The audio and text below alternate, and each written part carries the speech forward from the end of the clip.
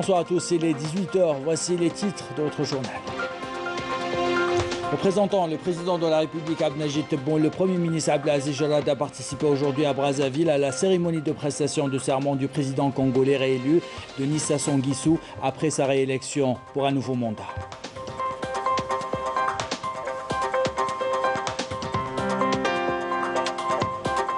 Nous célébrons aujourd'hui la Journée nationale du savoir, à l'occasion de vous présenter le parcours atypique du scientifique algérien Jamel Mimouni. Il a préféré de revenir à sa ville natale Constantine après des années passées en Pennsylvanie.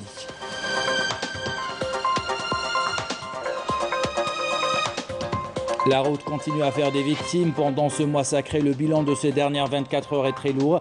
Nous verrons comment les éléments de la gendarmerie nationale et ceux de la sûreté nationale renforcent leur présence avant l'iftar.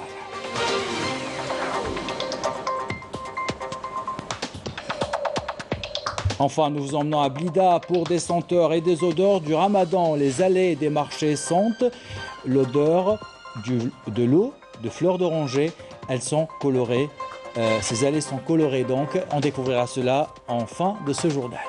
Voilà pour les titres. Bienvenue à tous. Représentant le président de la République Abdelmajid Tebboune, le Premier ministre Abdelaziz Jarad, accompagné du ministre des Affaires étrangères Sabri Bokadoum, a pris part à la cérémonie de prestation de serment du président congolais élu Denis Sassou Nguesso après sa réélection pour un nouveau mandat. L'occasion pour le Premier ministre de transmettre au président congolais les félicitations du président de la République Abdelmajid Tebboune, ses souhaits de réussite et sa détermination à renforcer les relations bilatérales et à travailler ensemble pour instaurer la paix et la stabilité dans le continent africain.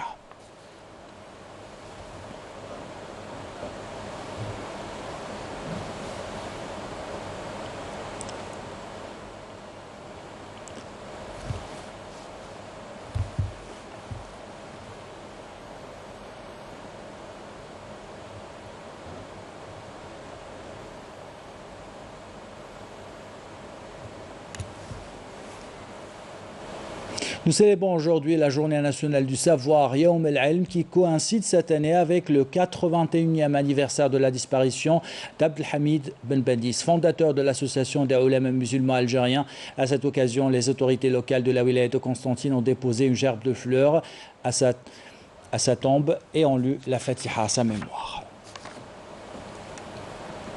Et à l'occasion de la Journée nationale du savoir, on vous présente le portrait d'un éminent scientifique algérien qui, après avoir terminé ses études aux États-Unis, il a choisi de rentrer en Algérie pour transmettre son expérience. Il a préféré les ponts suspendus de Constantine au gratte-ciel de Pennsylvanie. Commentaire signé Adel Boukhams. Jamel Mimouni est un éminent astrophysicien, diplômé de l'université de Pennsylvanie. Il n'a pas été tenté par le rêve américain, préférant sa terre natale, où il exerce actuellement comme professeur à l'université des frères Mentouri à Constantine. J'ai été accepté à l'université américaine de Pennsylvanie, une des plus prestigieuses aux États-Unis. J'ai même obtenu la qualification nécessaire pour poursuivre mes études doctorales. J'ai obtenu quelques années après mon doctorat en physique théorique. En 1985, j'ai décidé de rentrer au pays. Depuis cette date, Jamel Mimouni a passé plus d'une trentaine d'années dans les recherches en physique et en astronomie, qui lui ont valu de présider l'association astrologique Sirius et la Société africaine d'astronomie, avant d'être nommé à la tête d'une autre institution scientifique. Un travail titanesque nous attend, mes collègues et moi, dans cette nouvelle aventure académique destinée au large public. De grands défis nous attendent dans cette nouvelle mission. Des États-Unis à Alger en passant par Paris. Un périple marqué par plus de 30 escales scientifiques qu'il souhaite désormais mettre à la disposition de l'Algérie. Je le disais en titre, la route a endeuillé plusieurs familles ces dernières 24 heures. Le bilan est très lourd. 2 personnes ont trouvé la mort et 2 autres ont été grièvement blessées dans un accident de la circulation survenu dans la nuit de jeudi dans la route nationale numéro 107 à Rardea. À Elizy, c'est une autre personne qui a trouvé la mort et une autre qui a été grièvement blessée dans un accident sur la route nationale numéro 3. Et puis ces images spectaculaires d'un carambolage survenu hier sur l'autoroute Est-Ouest au niveau de la commune de Hassine Sinia à Ain Defla. 8 personnes ont été blessées. Elles ont été évacuées par les unités de la protection civile vers l'hôpital de Khmis Meliana. La circulation a été rétablie vers 23 h après le nettoyage des lieux de l'accident. On vous invite donc à la plus grande prudence si vous prenez la route.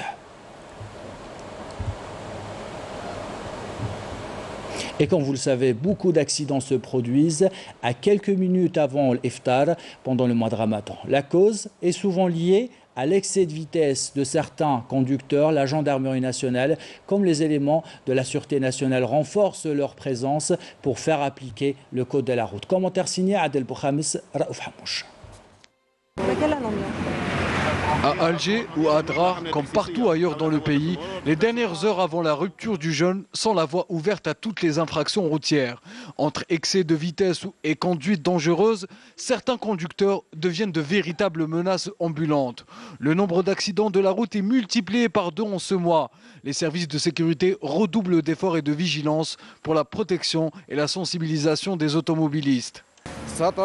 Nos services ont mis en place un plan sécuritaire pour accompagner les usagers de la route tout au long du mois de Ramadan, destiné aux conducteurs des différents types de véhicules.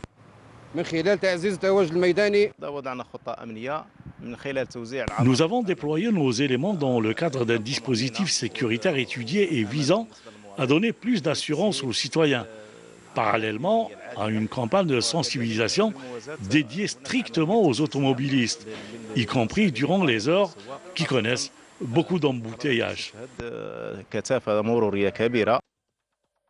Des campagnes que les automobilistes ont accueillies favorablement. C'est une initiative vraiment louable. Notre pays connaît un nombre élevé d'accidents de la circulation. Les gens doivent faire preuve de beaucoup plus de vigilance et surtout respecter le code de la route. Les dernières minutes avant la rupture du jeûne, les automobilistes font de l'excès de vitesse et ne respectent plus le code de la route. La mobilisation des différents services de sécurité pour assurer le bon déroulement de ces campagnes de sensibilisation peut ne pas être suffisant si le conducteur n'y adhère pas pleinement, en faisant montre de plus de conscience.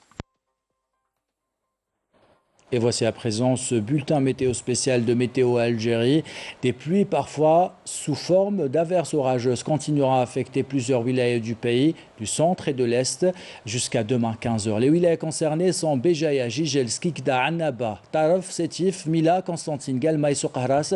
5 wilayas du centre du pays sont également concernés par ce BMS Tipaza, Alger, Blida, Boumerdes et Tizi Ouzou. Soyez donc très prudents si vous prenez la route. Comme chaque week-end, on vous propose la start-up de la semaine. Ce soir, on vous invite à découvrir Beauty and Bio, une start-up qui se lance dans le marché bio de la cosmétique en Algérie. Sa cofondatrice nous en parle. Beauty and Bio, c'est une marque artisanale de produits cosmétiques 100% naturels à base d'huile végétale et d'huile essentielle. L'avantage d'être sur le marché algérien, c'est qu'il y a tout à y faire. Il y a beaucoup de concurrence, mais pas un marché régulé ou organisé dans la cosmétique naturelle. L'inconvénient est sans doute l'approvisionnement en matières premières et surtout en emballage.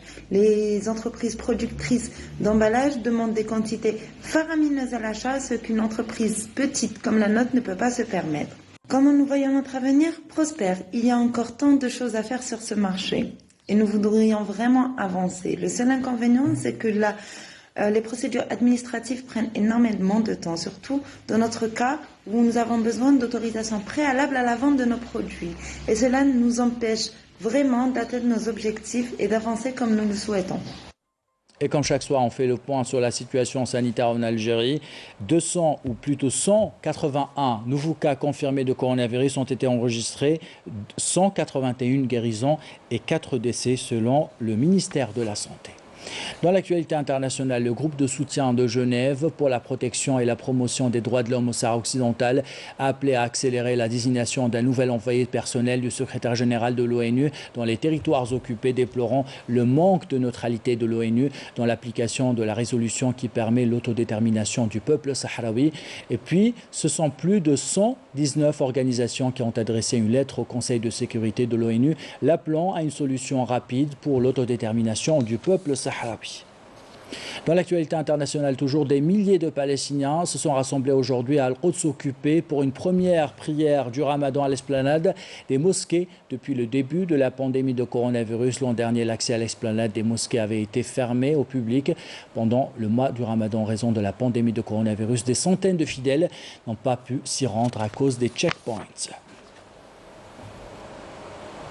Et ces images de Palestiniens à Al-Quds occupés ne doivent pas nous faire oublier la souffrance de ceux qui vivent sous le blocus israélien depuis plusieurs années dans la bande de Gaza. Les Gazaouis manquent de tout pour soulager leur souffrance. Pendant le mois sacré de Ramadan, des bienfaiteurs algériens ont envoyé des centaines de colis alimentaires. Correspondance de Wissem Abou Zaid, commentaire signé Raouf Hamouch. Ce sont là des dizaines de colis en denrées alimentaires destinés aux familles les plus démunies de Gaza. Une aide envoyée par les bienfaiteurs algériens en ce mois sacré, au moment où les conditions sociales et économiques, déjà précaires des Palestiniens, continuent à se dégrader. Ici, les conditions de vie sont extrêmement difficiles. Je tiens à remercier toutes personnes qui ont attribué à acheminer cette aide. Je remercie tout le peuple algérien qui reste solidaire avec le peuple palestinien, notamment pour cette aide à l'occasion du Ramadan. 15 années de blocus sioniste sur la bande de Gaza ont véritablement appauvri les Palestiniens et accentué la précarité et le chômage de plus de 50% de la population, qui demeure dépendante de l'aide alimentaire internationale. Comme à l'accoutumée, le peuple algérien est toujours présent et solidaire avec le peuple palestinien. Gaza connaît une situation économique dramatique depuis le début du blocus israélien. Par cette action, l'Algérie réaffirme sa solidarité indéfectible au peuple palestinien et son engagement en matière de défense des droits de l'homme. Retour en Algérie, l'ambiance du mois de Ramadan a ses odeurs et ses couleurs. À Blida, les allées du marché Blas l'Arab sont l'eau du fleur d'oranger, un marché coloré par toutes sortes d'herbes ou de fruits confits. On y trouve également plusieurs variétés de fromages traditionnels. Reportage signé Siam Knouch. Quand Ramadan nous donne rendez-vous au printemps, les senteurs et les couleurs inondent les étalages du marché de Blida. يسمى في الربيع وفي رمضان هي صح كاين لي برودوي تيروار كيما نقولوا تاع الجبايليه هنايا حنا نقولوا لهم. Oui, il est vrai que Ramadan, cette fois-ci, est en plein printemps. À Blida, c'est la saison des herbes. On prépare tout à base de plantes. C'est la saison de l'eau de fleurs d'oranger aussi. كل مره واش يجيبوا المزهر واش من المزهر ايه المزهر مقطر فوالا كيما كنتوا تشوفوا كاين واحد بوتيك هنا سبيسيال هاكو راه ثاني كمليح اللي يعني 100% naturel. Le marché de Blida, un lieu nommé jadis Place l'Arab, a toujours été un lieu de rendez-vous des marchands venant des campagnes alentours. Ils proposent des herbes qui poussent en montagne, telles que le fameux boubraïs ou l'ail sauvage, des radis ou de la lavande ou bien du thym. Et malgré Ramadan, C'est vrai que c'est Ramadan. Les gens ici achètent beaucoup d'herbes de montagne. C'est sacré au printemps de cuisiner du boubras, le couscous del hamama, les fèves. Ici, tout est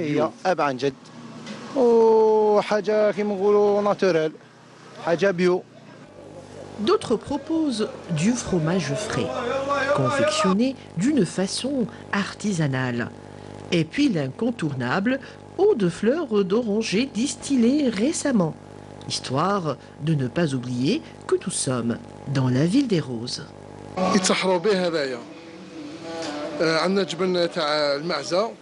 Le fromage, c'est pour sahur, du fromage de lait de vache ou de chèvre. On le fabrique nous-mêmes.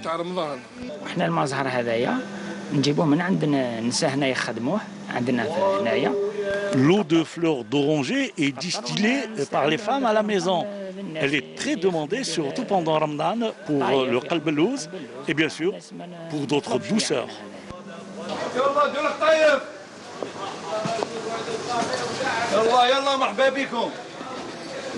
Des feuilles de briques, des fruits Confit ou séché, des couleurs et des odeurs, rien à dire, Ramadan et le printemps font bon ménage.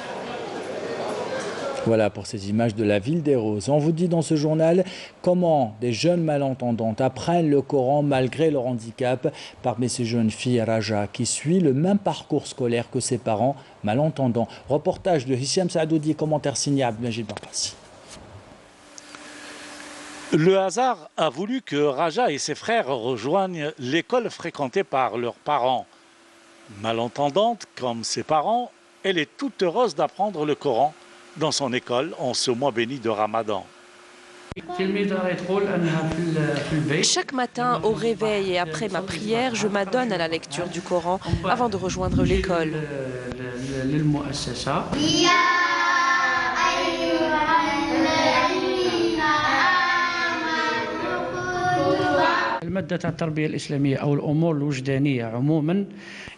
Les élèves aiment beaucoup l'éducation religieuse. Ils veulent tout connaître et faire des découvertes liées à la religion.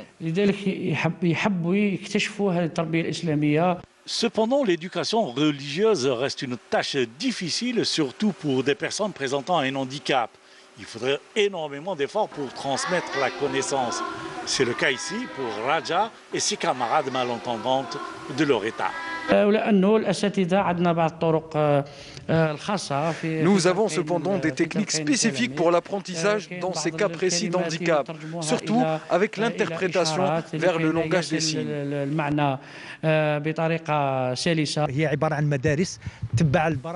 Ce sont des écoles qui ont le même programme que celui de l'éducation nationale.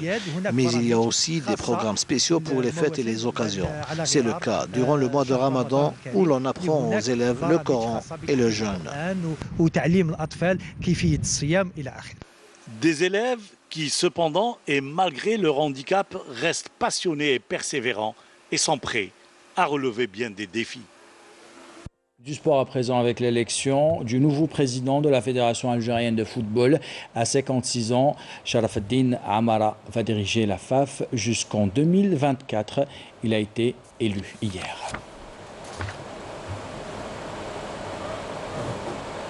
Et puis cette information maintenant, le Kabosh Bouarerij accueillera le MC Oran ce soir à 22h30 en match d'ouverture du tour préliminaire de la Coupe de Ligue, de la Ligue, compétition relancée exceptionnellement cette saison, remplacement de la Coupe d'Algérie de football annulée à cause de la pandémie de coronavirus. Et ainsi va l'actualité, c'est la fin de ce journal. L'équipe de la rédaction qui l'a préparé, l'équipe technique qui l'a réalisé, vous remercie de l'avoir suivi. Merci pour votre fidélité. Sahaf Tolkom.